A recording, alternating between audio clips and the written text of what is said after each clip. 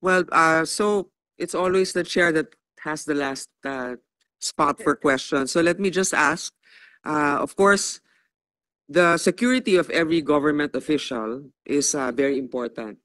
And recently, it was discussed that a number of security personnel was taken out from the office of the vice president.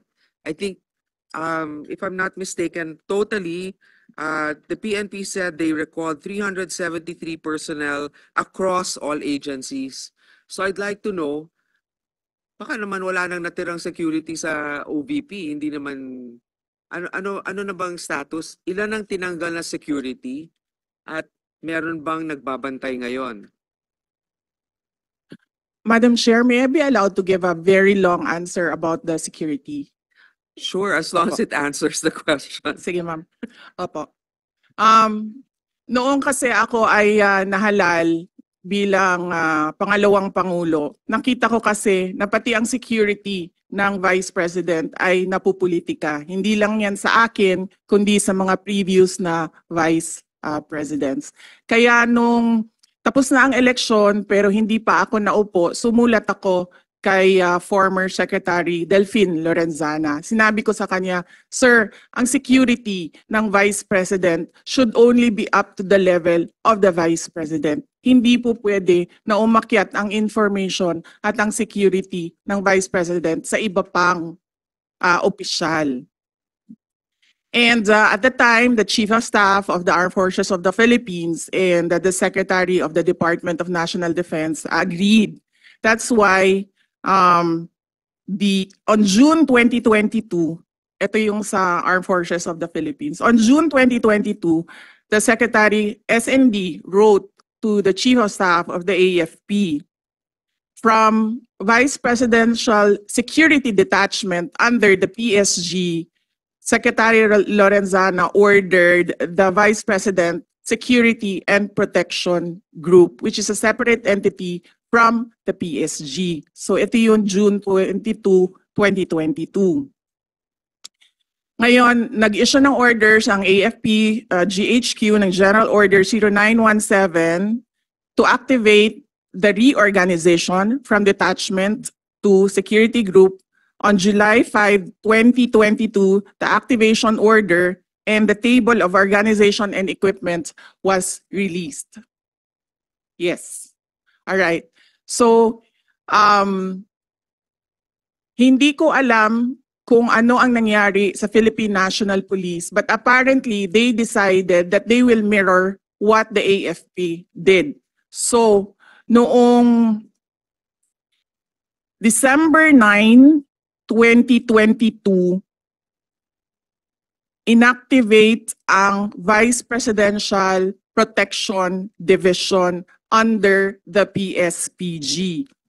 Ito under ng NHQ General Order OPL 22-22 and NAPOLCOM Resolution 2022-0675. Kaya po mali yung sinasabi ng lahat, hindi lang ako nagsasalita, ngayon lang ako nabigyan ng opportunity na magsalita. Hindi po tama na ikumpara yung term ni Vice President Leni Robredo at yung term ko in terms of security. Dahil yung security, yung VP-SPG at yung VP-PD sa PNP ay meron pong orders lahat. Ibig sabihin, there is a basis in law doon sa pag-activate sa kanila. Ngayon,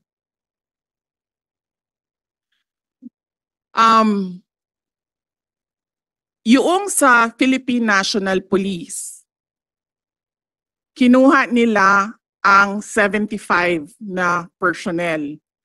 Sila ang pumili kung sino yung kukunin nila. Makikita nyo, as I said during in my statement, it was a targeted list. Madami doon sa mga security na yon. Security is a trust and confidence position. Kasi ibibigay mo sa kanila yung kanang pagsalig nimo sa imuhang kinabuhi, ihatag na nimo sa ilaha.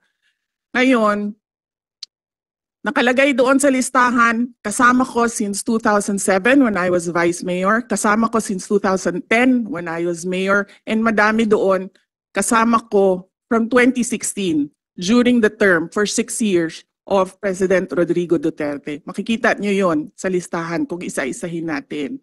So it was a targeted list. It was a political move. It was political harassment. Ngayon, nag-iwan sila ng 38. 38 na hindi namin kilala. 38 na sila ang nagsabi kung sino ang maiwan. Sinulatan namin sila, sinabi namin, hindi na namin tatanggapin yung 38 ninyo. Ibabalik na namin yan sila lahat sa inyo.